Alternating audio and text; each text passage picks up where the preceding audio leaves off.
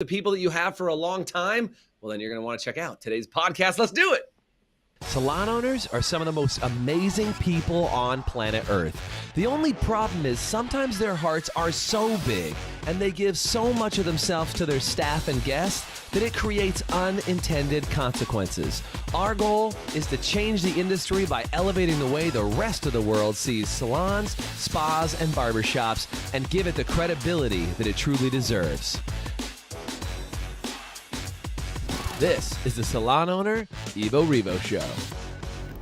Today's podcast is brought to you by Salon Scale, allowing you to charge by what you know, not by what you feel. Hey, welcome to today's show. I'm Jason Everett, and with me today is Mr. Doug Campbell. What's up, Doug? Glad to have you on today. How's it going? Just enjoying a little fall weather.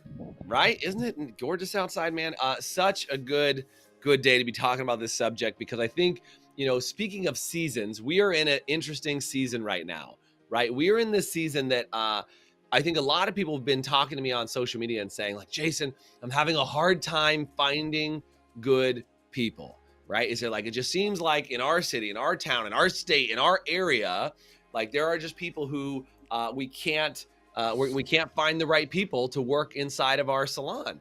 And so I think that even though that may be true based on your observations, that there are some things that you can do to make sure that you can hire people quickly. Because you were saying, Doug, on our last couple coaching calls this week that we've been hearing some really good wins. Yeah. Yeah. In about the last 2 weeks, things have really turned around inside the academy where people are, so when we share wins at the beginning, like, hey, I hired 2 more front desk staff. I hired 3 more associates. Awesome. Actually, one of the calls last week had 12, 15 people on it. Every person, their win was that they had hired somebody. So that's I think good. some things that they've been doing are starting to bear fruit, even in this environment. Yeah, and I think if I can just be really honest with some of those people who are worried about finding staff locally, and they've already made the decision that they can't find anybody in their city, you're going to keep proving yourself right. Can I just really be that honest? Is that if you're like, well, I can't find anybody. Well, I know, because you've given up.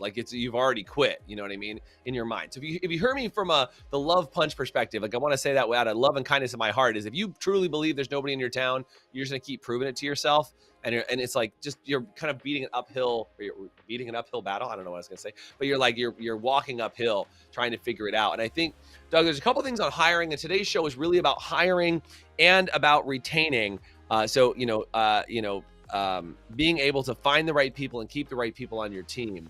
And so I want to really talk about the 4 things you need to know about hiring people. And Doug, I think you said it really well, is that, people inside the academy have been doing these 4 things really well, despite everything that's going on. Mm-hmm. And so even though they struggle with it, they're now starting to come out of it. And I want people that are listening to the podcast to get some of the same advice that we're giving some of our members in a way that will help you. So if you have issues with hiring, do me a favor and just comment hiring in the chat. I'd love to know if that's one of the issues you're dealing with right now inside your salon.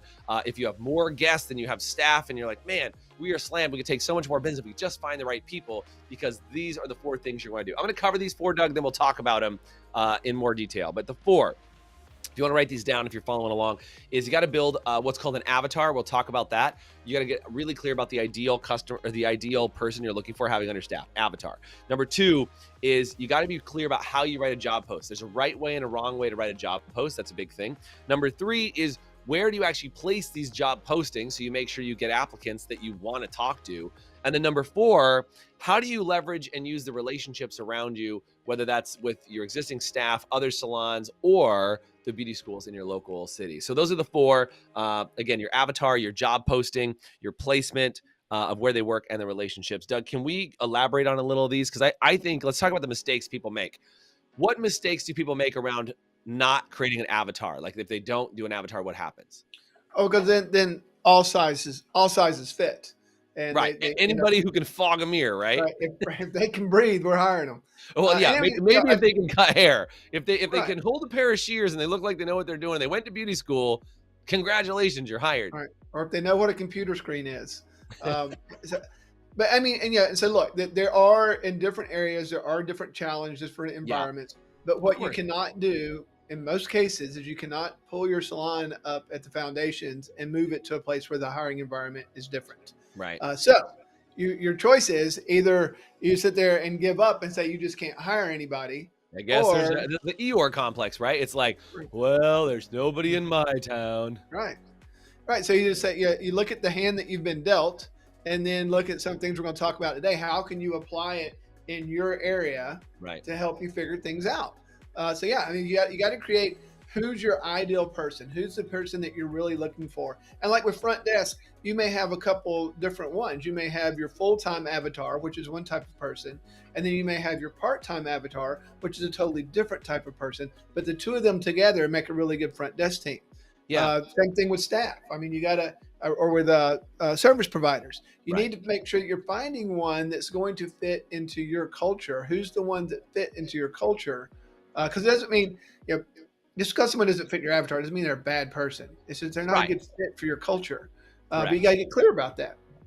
Well, and I think another really important thing, Doug, about the avatar piece that I want to put out here is that once you get crystal clear about the avatar, like we just did a program called Stylist Styles, which are what are the styles of the stylists that are there, and you're like, okay, well, you might have the returning to the workplace mom who used to be a stylist that wants to get back into the marketplace. You might have the person who is married but they want to have additional income. You might have a single person that just got out of beauty school. You might have a single mom that wants to do great things for her kids. Like there are different type of styles that have different needs and wants, and you want their wants and aspirations, their dreams and desires.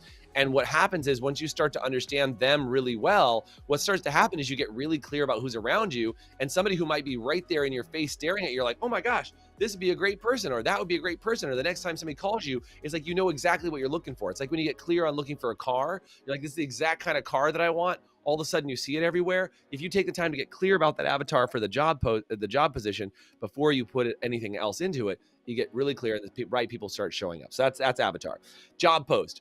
The quick thing I'll say on this, when you're writing a job post, don't do what most people do. What most people do is they put a terrible job posting out that says, wanted hairdresser, must be able to cut hair, color hair, and do an amazing world-class shampoo. Apply inside.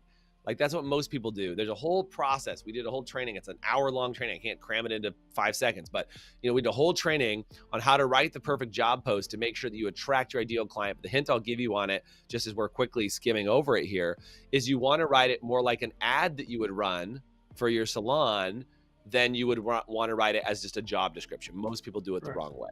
And I think that's why it's important to know what you need to know who you're writing it for. Yeah, so, then you write it for them. Right. So once you create your avatar, then you know who you're writing the ad for, and whenever you're placing it, you're placing it in front of the right people. You're getting the right audience. But if you don't know who that person is, then you don't know who to write it for, and you don't know where to put it. Right. So let's talk about placement, because you're getting into number 3 here, right? Is placement. Is if you're saying, I want to get somebody who's re-entering the workforce after they've had kids. That might be a very different placement. You might not want to run that ad on TikTok, right? You might not want to run that on Instagram. You might run it on Facebook, for example. Like that may be the place that makes more sense for that age demographic. You got to decide what that is. But if you're trying to find somebody fresh out of beauty school, maybe that's what you're going to put onto a platform like TikTok or Instagram, as opposed to on Facebook or LinkedIn, or run jobs on Indeed. We and talk about placements, like we've seen a lot. Like it used to be like you would run ads on Craigslist without it being a big deal. Then it was like you could run ads on a couple other tools and resources. Then there's Indeed. But I think better than using some of those tools is using your social media and actually running ads to those on social media on a platform that makes sense for the right type of avatar that you're talking about. And then I want to take this a step forward, Doug, which is relationships. Because if you're clear on your relationship, you got a really clear job posting that you're like, okay, I know exactly what I want, and I know where to go find them. How does that help when you're talking to people in relationships? Because I think that's the golden key to being able to talk to other people. You want to talk about that for a sec? Right. So like with the cosmetology school, or just with your community college for front desk people. I mean, both of those are great resources. You build a relationship with those people and you let them know what you're looking for. What you're looking for. You let them know what you're looking for and what you can do for that person. Then they're like, oh, they're actively looking for that right person for you. They're doing some of the work for you because they want to place people. They want people to get in the right environment. They want people to do good. Right. But But don't forget your front desk stuff too. Go talk to your community college. There's always there's job help, and you help people get through and all that stuff. And put it out there of what you'd be surprised at the people you get if you know which one you want. So you can even say, I really like people that get this particular major. I really like people that are in this field of study. And so then they line people up for you, and you get this flow of applicants as long as you keep the relationship alive. I think that's the biggest problems that people run into is they get fully staffed, and then the relationship with the school goes black. The relationship with the community college goes black.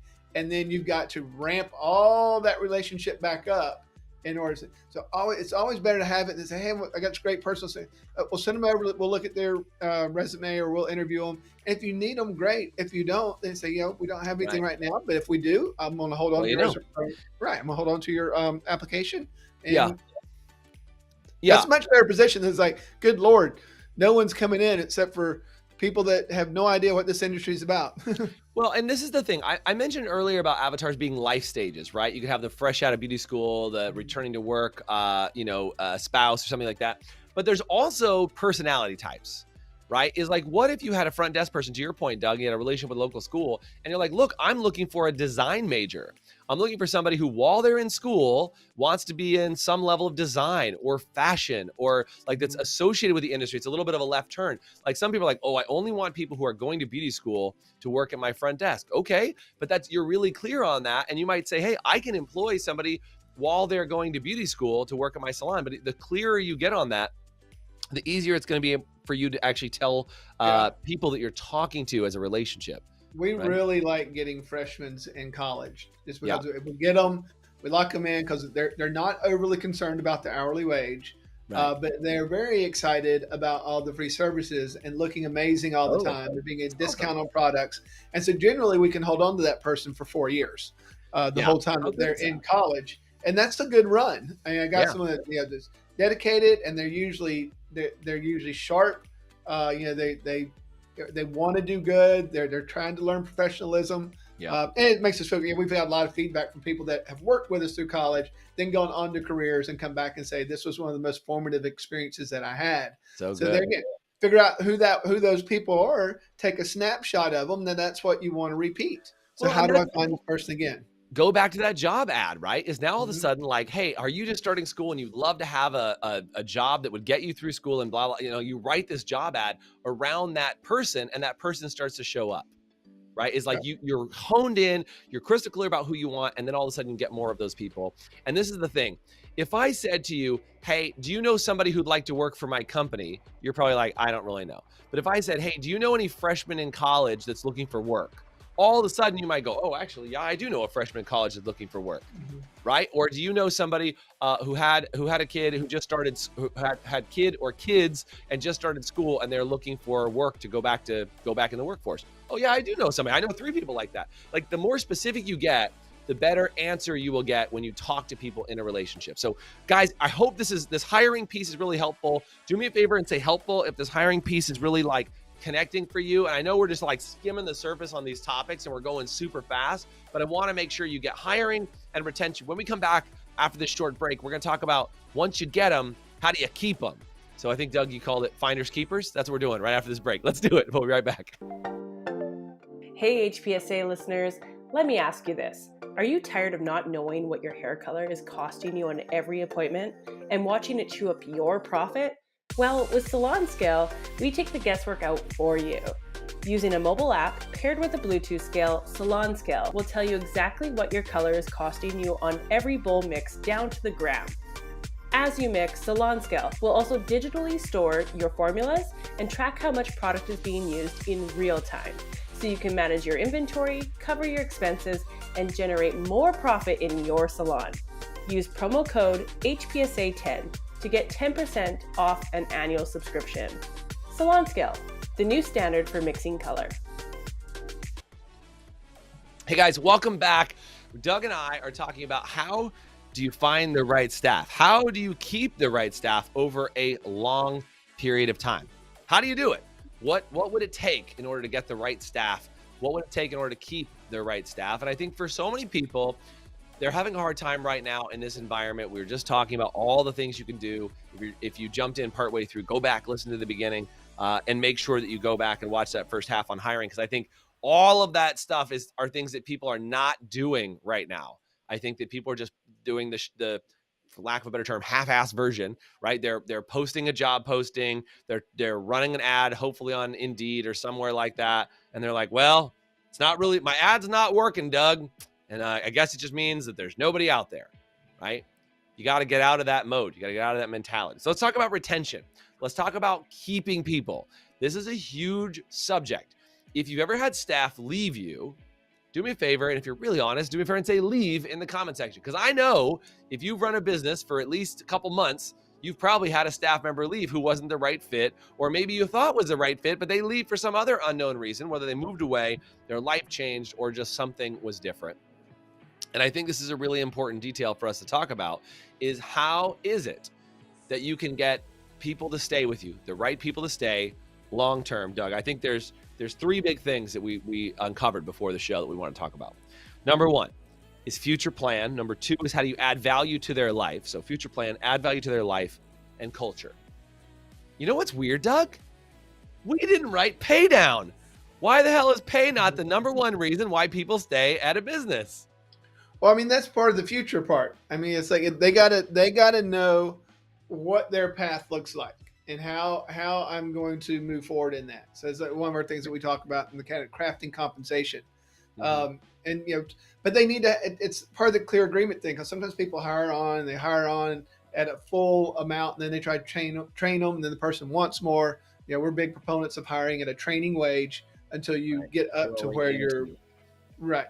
But I think a lot of it is just future pacing. It's like, oh, good, you're going to be front desk. Here you go. Or yeah, you got a job. Yeah, just come work. So if you don't, especially service providers, if you don't lay out a career path for them where they can see a long-term thing, that as they get better, they start looking out the window. Mm-hmm. Because it's like, well, I'm just being used here. It's not about me. It's about the company. And it's a lot of times, owners will, do the poor me's, for lack of a better word, of, I work so hard, I put so much into this, you people don't understand, you don't care. And that's not a great culture for someone to want to stay in. So you got to put that future pacing out there for them, and then support them and make them feel good. So you got to have a really strong culture. And, like, we're big proponents of codes of honor and all that stuff, but it's really a lot of us, the owners got to get their mind right and understand what they're putting out there and what they're saying to people, because a lot of times you're sending the wrong message. Like I was talking about, it's like they're not going to feel sorry for you. They in their minds probably think that you're a millionaire because you own a business. It's just the way that the world its perception is. Right. So trying to explain to them different is not going to do them very, very good. Right. So the idea is that you've got to be able to. It's about them. How do you help them realize the financial dreams that they have?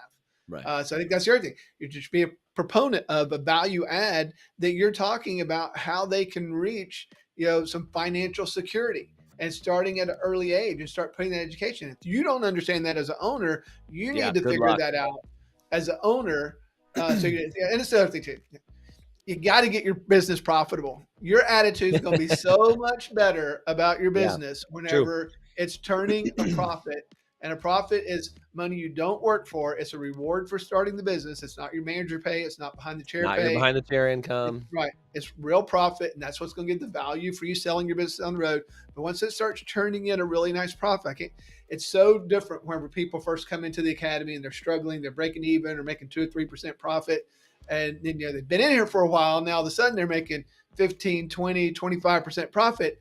Their whole demeanor, attitude, everything is completely different. Totally. The way that they look at their people, the way they don't feel like they're being taken advantage of, they're not tortured all the time. They're like, this is pretty cool. And so that's just, it comes off different.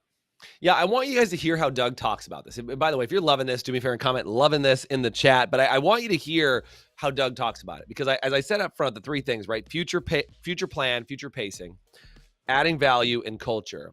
is that we didn't say money. Even though money's associated with all of this, it's not the first thing that people pay attention to. And I want you to hear, as Doug talked about money, it was like, I want to help you to create the income that you want. I want you to help understand your finance. It's like, we're not just saying, I want to help you get a $1 raise or a 25-cent raise, or like, let me show you what percentage commission you can make at our salon. Like, I saw a job ad. And by the way, I have some friends that work at Ulta, that they're responsible for a lot of things at Ulta. So I'm not knocking Ulta, but I did see an ad, and I will knock the ad that Ulta ran, that said, we pay up to 65% commission. It said up to 65% commission for new stylists. Call now. And I was like, you are setting yourself up for a world of hate. Because number one, they don't start at 65% commission. And you're kind of bashing the industry, because everybody who doesn't sell at 65, or who doesn't have 65% commission, like all of a sudden they're like, well, maybe that's the industry standard. It should be 65% commission, right? But that's not the case. Like, you have to get your way to that. And what you're doing is you're just saying, at some point you should take as much money from me as possible. And the goal is to make 65% commission. What if the goal was, my goal for you as a stylist is to help you get a house, to help you buy a car, to help you create the lifestyle of your dreams? And I think, Doug, this is the future plan. I want to take you from where you are now. I was just on the phone doing an interview yesterday. I said, hey, how much money are you making now? How much money do you want to make in your life? And they were like, I really want to earn this much. I've never earned this much before. And I'm like, great. Let's put a plan in place to help you get from where you are and help you ratchet up to how to get to where you want to earn. Not because I'm paying you more commission, but because I want to show you how many deals you'd have to put together. Well, this is for a salesperson, but like how many deals you have to put together, or how many clients you'd have to see in the salon in order to hit that amount of income that you're after. Not, let me show you how I could change your commission to help that make a better life for you. See, I think most people are wired to kind of create it differently. And hopefully you're hearing that Doug and I think differently, right? So one is a future plan. Two is adding value to their lives. And there's three ways that you can add value to their lives, okay? Number one, of course, you have to add money and income and freedom, which comes from money, to their life. Adding value, showing them how to earn more money, is a big factor. Number two, helping them see how to set better goals and a vision for their future. Not just how to set goals, but how to meet and exceed their goals. And man, can I just tell you, Doug, the amount of times I talk to people and they're just like, oh yeah, we set goals. How do you set goals? We just tell them 10% over what they did last month. Well, that's not a goal, people. That's not a goal, especially when it comes from you. Well, my consultant or my coach or my whatever told me that I just need to raise them by 10% over what they did last month. That's an easy way for me to set a goal. I'm like, a goal that's set by someone else is actually not a goal they're going to achieve, most likely. And you probably the energy towards achieving it will be very low. Right. What you want to do is get them to set their own goals based upon what they want to create in their life. That's what leads to them actually achieving it, because they're working for them, not working for you. Like, do you understand? Even though people, quote, work for you, they're working for themselves. They work for themselves in the idea of they want their lifestyle to be better. That's why they'll do more, not because Doug's an amazing boss and I want to make money for Doug. That's very like 1945 of you to think that somehow employees will work that way, right?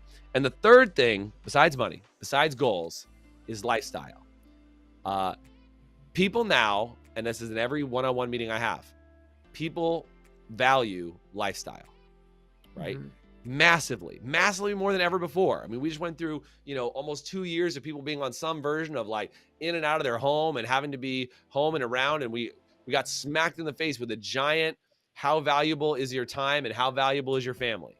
So yeah, the world has changed as far as what people look for in lifestyle. So what used to be something that you could earn in 5 years, people want to have in their first year as far as lifestyle. It's a different pursuit. What would you say about the lifestyle changes, Doug, that you're seeing for stylists and for other staff? I think so. You got to give them a bridge to that. And so I think it's part of the values that, like, we educate our team on, on budgeting and not on a spreadsheet or anything like that. We make it, it's like, hey, look, first of all, you got to track it. You got to know what money you're spending. And then let's put it into some buckets. And I mean, one of the buckets is going to be a play bucket that you can do whatever you want to do with. But if we don't manage it, then we don't know what our play bucket is. And we also, an investment bucket that we can start doing things to move forward. Because it doesn't matter where you are. If you start learning those simple principles of putting things in buckets, as soon as you get your money, you spread it out into these buckets. And then you show them how they can leverage what they already have instead of being in the mindset. And this is an important part too, is working with people on their mindset and personal development. You start doing that, you start bringing that value to, they're gonna, because you're getting value in lifestyle and value financial. Sometimes you can't have the lifestyle if you don't get the financial stuff straight. So the thing is, like, a lot of times people say, one day when I have enough money, I'll start doing this. Right now, I don't have enough to do it, so I'm just going to wait. Well, the problem is that same person, when they're making $20,000 with that mindset, will have the exact same mindset at $50,000 and the exact same mindset at $125,000. True. And they'll be, no, I didn't realize that I was going to have, because they're not putting their money in buckets. Their money's managing them. They're not managing their money. Yeah, teach good habits. Teach good habits when they start with you. And I think, Doug, you said this, is you just did a team meeting where you talked about finances for your team. And you said, one of the greatest gifts you can give your staff is financial education.